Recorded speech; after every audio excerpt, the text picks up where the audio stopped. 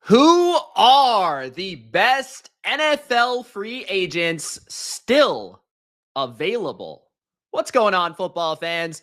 It's Mitch here, breaking down the top 10 free agents that your team should sign. If you have a hole on your roster and you need a vet to fill it, these are the 10 guys to look out for. First, we're going to go over some names that didn't quite make my list and explain why they didn't make it, but also why I kind of like them as well. I wish I could put 25 names on this list, but we settled for only 10. So first, we saw a couple guys released today that I thought were pretty interesting. Kadarius Toney of the Kansas City Chiefs. The only reason he's interesting, he's a former first-round pick. He does have really special ability to create with the ball. He's very good at breaking tackles and very good as a punt returner. So there's some things that he can bring and feature in his game. I would think of a good destination, maybe with OBJ being hurt.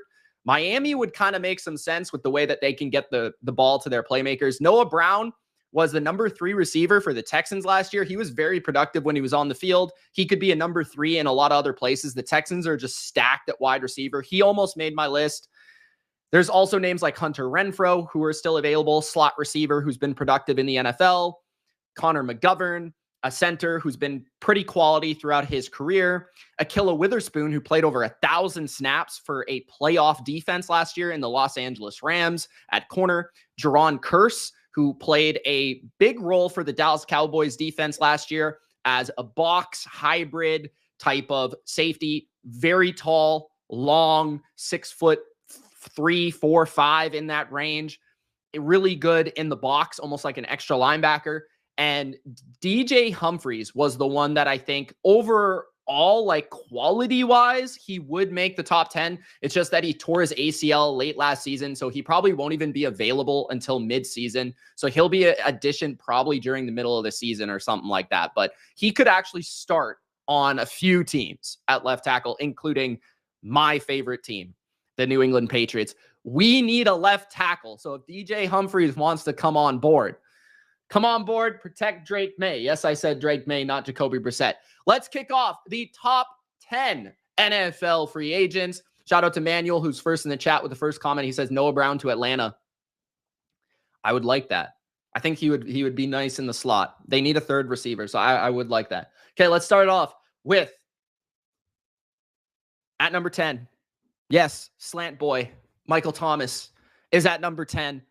Michael Thomas, I'm going with him over Noah Brown at number 10 just because he has more potential, like high-end ability. If he's healthy, 100%, he's on the field. He still even showcased last year. He can be a quality number 3 receiver in the NFL.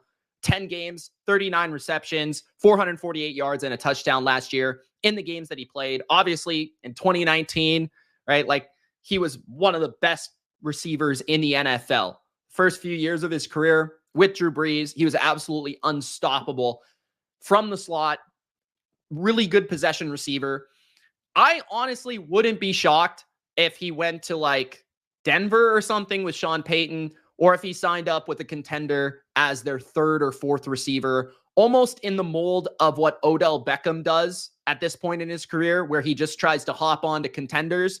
I could see that with Michael Thomas. Maybe a team even like Baltimore who could use some depth, a physical receiver who can win over the middle of the field, got great hands, could be a red zone option, a possession receiver. He's not going to separate or run by anybody at this point, but that was never really his game. He works that 5 to 10 type of range in his route running, and I still feel he can be productive as a complementary piece to an offense. Michael Thomas did play last year, guys. I know you forget it, but he did play. He played 10 games. I just brought it up. 39 catches in those games. So he wasn't really that bad. It's more so, can you make him buy into the product of the team, the culture of the team, the goal of the team? Because we've seen Michael Thomas in the past. The ego can be unchecked. So if Michael Thomas collects himself, becomes a savvy vet instead of a spoiled vet, he could spoil your team as a top 3 or 4 receiver on your depth chart. So at number 10, Michael Thomas.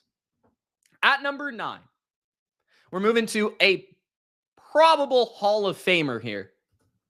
Patrick Peterson at number 9. 2 interceptions, 11 passes defense, 1,100 snaps last season for the Pittsburgh Steelers at the corner position. He also allowed a really impressive 51.7 completion percentage. Patrick Peterson, I think, is valuable. And the reason I have him on this list is his experience. Even if he's not going to play a lot of snaps for you, which if you're a good defense, he shouldn't be playing a lot of snaps at this point.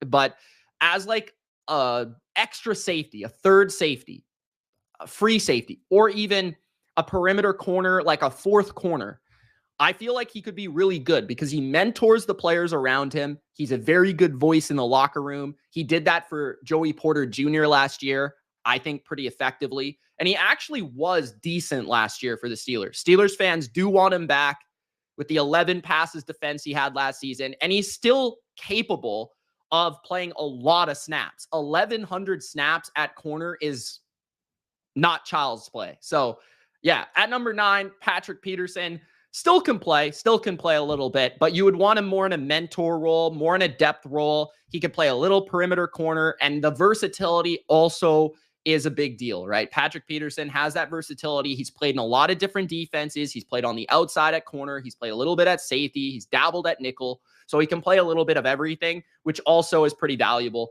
in this day and age in the secondary. So if your team needs secondary help and maybe a mentor for younger players, Patrick Peterson would make sense. I'd even say, hey, go back to Arizona where his career started and maybe mentor some of those younger corners. So at number 9, Patrick Peterson. At number 8, another old man, but he could be valuable given the position he plays. Charles Leno Jr., I believe, is 36 years old. But last season, he actually was 28th in Pro Football Focus grade at the tackle position. So he was actually very good in the 800 plus snaps that he played last year. He's a good pass blocker overall, and he's played on multiple teams. Chicago, I remember, played a large chunk of his career there. Washington, a pretty bad offensive line, but hey, there's teams like my Patriots that could use Charles Leno Jr., bro.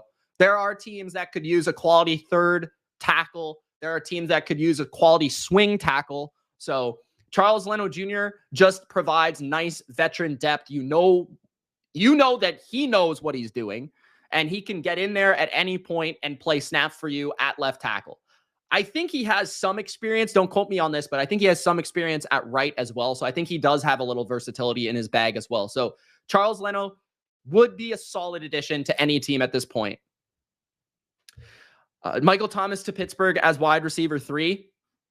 That's an interesting question. I feel like Pittsburgh needs receivers. I saw Tim Patrick just got released. Tim Patrick would be a great addition just because I know that Russell Wilson likes him. I know that Tim Patrick never actually got to play with Russell Wilson, but that would be compelling.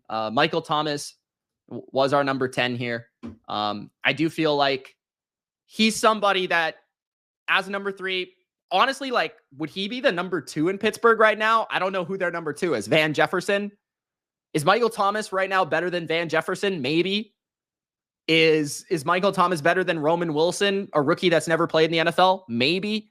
Pittsburgh needs receivers, period. I'd be bringing in 2 or 3 names at this point for workouts at least. Give Michael Thomas a workout, bro. I also think he fits with Russell Wilson pretty well. So to the next guy on the list, at number 7, we got a pass rushing specialist, Yannick Ngakoue. So when you're talking about veterans, guys, you need to think of niche roles on your depth chart. So with Charles Leno, it could be like your swing tackle or the emergency tackle, that if your left tackle goes down, let's bring in Charles Leno. Or if you're just really bad at tackle, period, you could use a veteran like him. Patrick Peterson, you're talking about a mentor defensive back. Michael Thomas, you're talking about a third or fourth receiver, right? Yannick Ngakoue, you're talking about a third down pass rushing specialist. You're talking about a pass rushing snaps. He can get after it. Before last season, he never had a season with less than 8 sacks. So yeah, he only had 4 sacks in 13 games last year, but he was one of the primary starters for the Chicago Bears defense, which ended the year very, very well. And he was opposite Montez Sweat during that time. So if you need somebody that can just get after it on third down, like think of later career, like Jerry Hughes, you know what I mean? Like that type of player where they're not going to play all that much, maybe maybe a Brandon Graham at this point in his career, where they're not going to play every snap. They're not going to play on big run stuffing downs. But Ngakoue has never been a great run stuffer anyways. I feel like he can still get after the quarterback, make some plays, pressure the quarterback, come through with a strip sack, come through with a sack, come through with pressure when you need it the most. So, Yannick Ngakoue at number 7, especially for 4-3 type teams, traditional 4-3 teams with, a 4-man nickel base. I feel like Yannick Ngakoue would be a really good finesse pass rusher for anybody for depth. Then we have at number 6, Donovan Smith, left tackle of the Super Bowl champions in 2023. Donovan Smith is at this point on the list because he wasn't great. He's been 61st and 66th in his Pro Football Focus grade the last 2 years. But he's played over 1,000 snaps for 2 of the best quarterbacks in the NFL, right? 2022, 2021, 2020, he was the left tackle for Tom Brady. And then in 2023, he protected Patrick Mahomes to get a Super Bowl championship. So sure, all these guys are old, guys. All these guys that are available are old.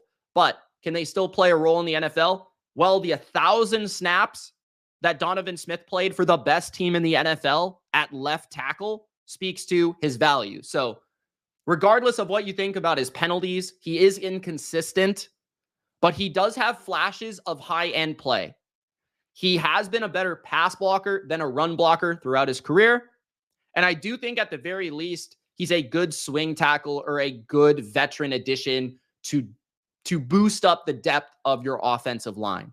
Ideally, he's not your number 1 left tackle, but like we just saw, the best team in the league started him at left tackle and still was successful. So at number 6, Donovan Smith. At number 5, Ryan Tannehill is at number 5. Ryan Tannehill is by far the best quarterback available. So I put Ryan Tannehill at number 5 because he's a quarterback. So value is going to be there with him. And I think that Ryan Tannehill has been given an unfair reputation over the last couple of years. He's been in absolutely ridiculously bad situation the last couple of years. His offensive line is terrible, right? In Tennessee, they couldn't protect him. They had no receivers. And really, yes, 9-11 was his record over the last 2 years, which honestly with that Titans team isn't bad. 4 touchdowns, 7 interceptions last year is putrid. There's no doubt about that. But Ryan Tannehill still has played productive football in recent memory. He's still able to properly produce from a play action, run-based system. I'm kind of surprised the Steelers never signed him given his connection to Arthur Smith. But I still feel if you need a veteran presence in your locker room, if you need a guy that can win you some games, if your quarterback goes down, he does feel like somebody that can come in and still play starting quarterback reps. He's not going to be your starting quarterback, but as a backup with playoff experience, deep playoff runs in his history, he's going to be decent, solid, a good floor for your team.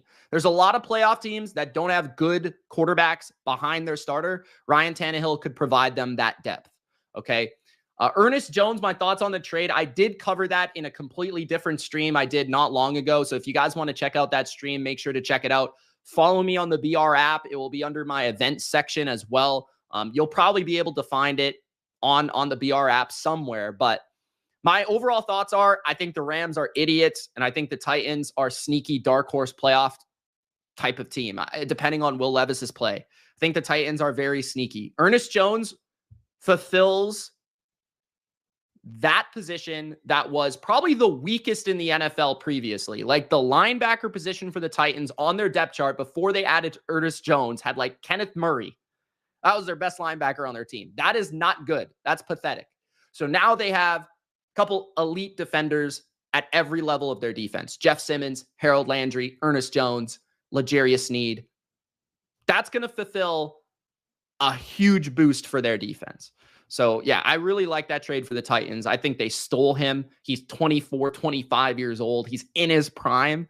I mean, that's a great trade for the Titans. Rams, I have no idea what they're doing. There's only so much time left with Cooper Kupp and Matthew Stafford.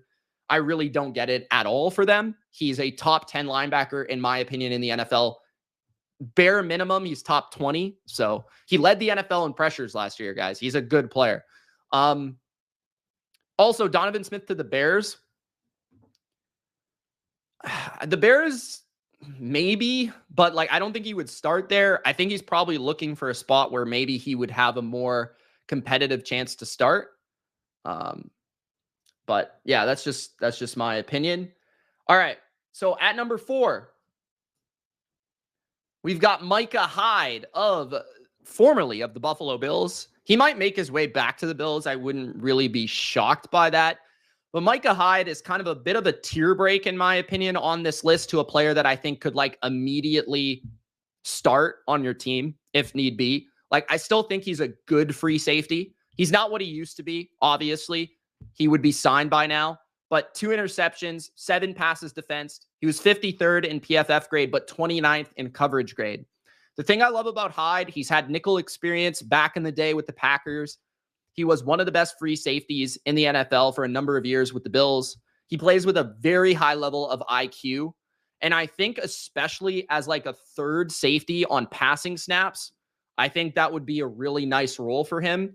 You kind of lessen his load, lessen his ability to play in maybe some of the run stopping and kind of early down situations. And you put him out there for more long yardage situations. You allow him to kind of thrive in his best area of expertise, which is range and coverage, and just the ability to read quarterbacks. And I think he would be very successful. Hyde to the Chiefs. I don't necessarily think so, just because I think they're confident in their younger safeties. I know they like Connor and Cook, and they've got Justin Reed. Now, I would say, though, Micah Hyde would kind of help replace like a true free safety role for them. I don't know if they necessarily have that type of guy, or they feel they have that type of guy. They did lose Mike Edwards this offseason. Mike Edwards did play a lot of free safety in Tampa, but also kind of played towards the end of the season in Kansas City in the box. I wouldn't mind him just going back to Buffalo, but the Buffalo Bills have added a bunch of safeties. A team that maybe could use him, just off the top of my head, I'm just trying to think. I feel like who would I want? Like, I would really like Green Bay to pick him up again or something. Like, I know that they picked up Xavier McKinney, but the other starting safety is a rookie. So they don't have a lot of depth there, and they're a very competitive team. So I just look for any contender in that range to maybe pick him up. So at number 4, still a player that can thrive in coverage and can get a couple interceptions for you, Micah Hyde. At number 3, Adoree Jackson, formerly of the New York Giants. I've always been an Adoree Jackson fan. 5-time top 36 corner, according to his grade by Pro Football Focus. Last season, he had an interesting statistical campaign. So he didn't grade very well, which is perhaps why he's on the open market. But he was the number 1 corner for the Giants defense last year over the first-round rookie Banks. Played a ton of snaps. And he had 1 interception, 1 forced fumble, 8 passes defense. Now, the interesting thing about his stats, he allowed only an 8-yard average depth of target per completion. So when he was targeted and when he allowed completions, he actually didn't allow them down the field. Adoree has always had good speed. Adoree has always had, I would say, kind of inconsistent ball skills. I think he's better in man coverage systems, personally. But I think Adoree Jackson can still play. Like, I think maybe his role was a little bit too much on his plate last year to be asked to cover some of the best receivers in the sport. He is getting a little bit older. He's always been a more ideal number 2 corner. I do think Dallas is really interesting. A couple people said Dallas in the chat. That is really interesting because, of course, Stephon Gilmore signed with the Vikings and they lost Deron Bland. So they don't really have another perimeter corner. I know that they did trade for like a former first-round pick from the Vikings. Is it Booth, Andrew Booth? I think they're trying to make him work, but again, he's never proven. So Adoree Jackson could be pretty interesting. I think that would have been more likely in perhaps a Dan Quinn Dallas defense. Adoree Jackson to the Raiders, though, I think makes sense just because of the ties to the defensive coordinator. I do think the Raiders could use a boost in their cornerback depth chart, and definitely their number 2 perimeter corner spot opposite Jack Jones. And they got Nate Hobbs primarily in the nickel spot. So I think Adoree Jackson, the Raiders, would make a lot of sense. Those two places are pretty interesting, but I do think Adoree Jackson is still a pretty good player. He's just not a number 1 corner, but he definitely will provide some depth to a secondary. At number 2, Xavier X. Howard, formerly of the Miami Dolphins. Last season, he had actually better stats than fans would make you believe, but he had a 16% forced incompletion rate, which was pretty darn good. Definitely up there. 86 passer rating allowed, which is not bad at all, and 12 passes defensed. So Xavier Howard can still play. He'll produce ball production. He'll get his hands on the ball. He can come up with a big interception.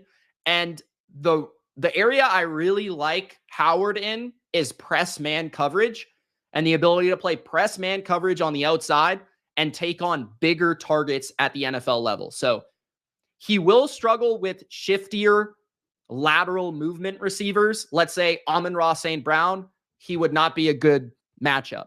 But somebody like, let's say even like somebody like Jamar Chase, one of the best receivers in the league, the physical type guys, A.J. Brown, those type of guys, he could slow them up a bit.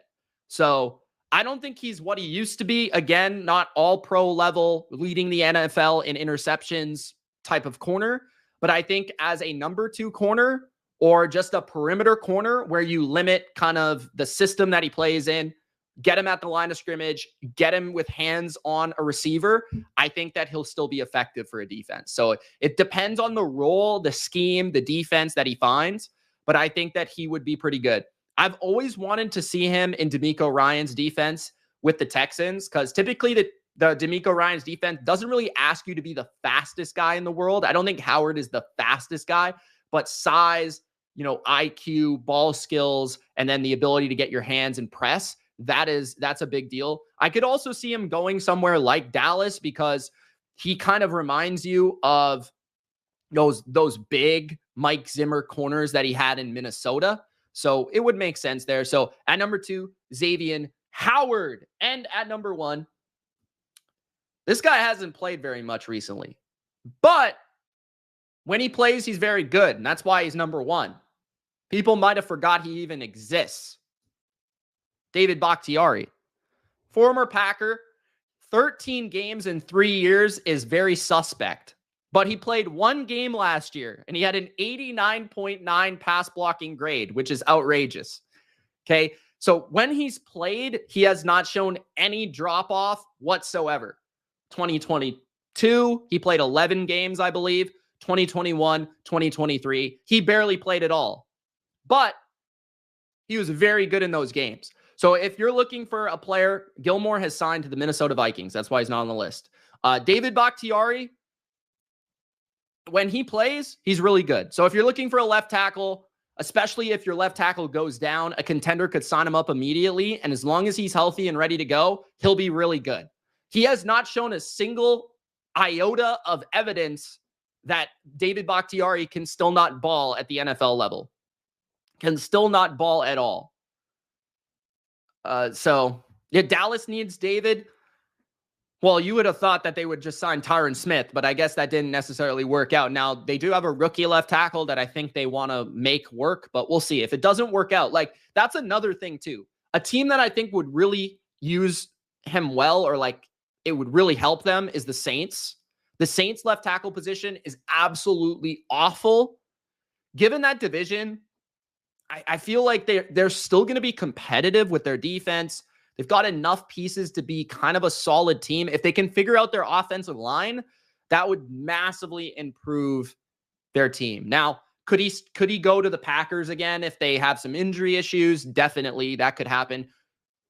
I don't think he's going to go to the Jets with Aaron Rodgers because I think that would have already happened. They signed Tyron Smith. They drafted a first-round tackle in Fashanu. So I don't really feel like they're going to go there. Hey, I'd love my Patriots to get him. There's Packer ties in New England, but Bakhtiari is probably going to go somewhere where he can play on a good team that's in a Super Bowl type window. I wouldn't even hate it if the Chiefs got him. Like, it would make a lot of sense if the Chiefs got him, because the Chiefs, like, their left tackle right now is a rookie second round pick. This is the Chiefs. They're trying to go for a three-peat. So if they want somebody good right away, Bakhtiari, again, as long as he's healthy, will be good. So at number 1, David Bakhtiari. So my top 10, again, guys, at this point in the offseason, there's not going to be any game changers. You're looking for role players. And basically how I manufactured my list was who's played the best most recently, who can still go in there and be a starter on most teams. And then from, number 1 being Bakhtiari could be capable still of Pro Bowl level tackle play. Howard's probably a good number 2 corner. Adoree Jackson's a solid number 2 corner, right? Hyde could still be a solid starting safety. So going over my list, at number 10, I have Michael Thomas, a receiver that I think could be a number 3 on a lot of teams. Still has good areas of his game, like his hands, his physical strength, and his ability to win on the inside of an offense. He was productive when he played, but he's dealt with a lot of injuries. At number 9, Patrick Peterson could be a great mentor to a secondary, has versatility, played 1,100 snaps last year, can still go with the cardio. At number 8, Charles Leno Jr., 28th in PFF grade, protected for one of the worst offensive lines, but he's probably a really good swing tackle at this point. At number 7, Yannick Ngakoue, a pass rushing specialist, only 1 season under 8 sacks in his entire career, and I think he just turned 30. Pass rushers can still be productive in a small role past 30 years old. At number 6, the left tackle for the Super Bowl champs, Donovan Smith, who played over 1,000 snaps last year, was very inconsistent. Penalties really derailed him all year, but when it mattered the most, he played pretty well. At number 5, Ryan Tannehill. He's at number 5 mostly because he's a quarterback. If you need a backup quarterback, he's the best available name with playoff experience. At number 4, Micah Hyde, who can be a free safety, roam the middle of the field, and get some big plays in coverage. At number 3, Adoree Jackson, I think still played pretty well for the Giants at times. His stats are a little deceiving, and I feel like as a number 2 corner, he can still produce. At number 2, Xavier Howard, who is slowing down and not the all-pro player he used to be, but one of the best in terms of playing the ball in the NFL at corner. 12 passes defense last year and an 86 passer rating allowed. And at number 1, one of the best pass blockers in the modern NFL era, David Bakhtiari, who has yet to show us that when he plays, he is not a great player. So at number 1, David Bakhtiari. All right. Receivers to be picked up by the Chargers. Well, unfortunately, there are not a lot of great receivers out there. Now, we brought up some names, Michael Thomas. We brought up Hunter Renfrow. We brought up Kadarius Toney. We brought up Noah Brown. It's going to be interesting because Ladd McConkey is probably their slot player. And if you're going to have, Kadarius Toney or Noah Brown or Hunter Renfrow, they're all mostly slot players. So they probably want Ladd McConkey to work out.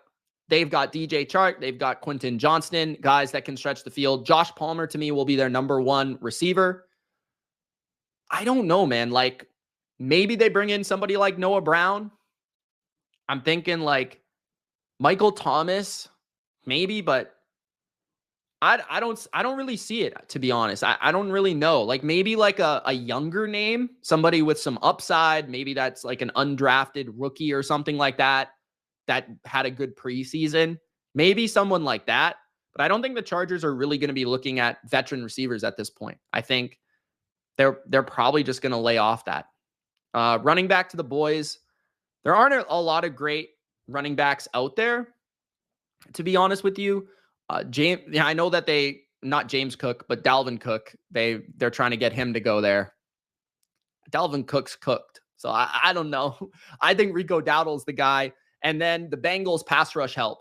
I do think the Bengals could utilize some pass rush help or even corner help at depth in general. I think would be nice for them. So yeah, somebody like Yannick Ngakoue would be pretty interesting to maybe take the load off of Sam Hubbard on those third downs. Randy Gregory, I think, is still out there. So that's another name to think of. I think Carl Lawson is a former Bengal. That would be pretty interesting. I think he's out there as well off the top of my head. But I wouldn't be shocked if the Bengals maybe made a trade for a defensive player or something like that. So, all right, guys, that is it. Thank you so much for watching. Hope you enjoyed this video. If you did, don't forget to follow me on the BR app and subscribe on YouTube for more NFL content, The Bottom Line View. It's Mitch. We'll see you in the next one. Peace, guys.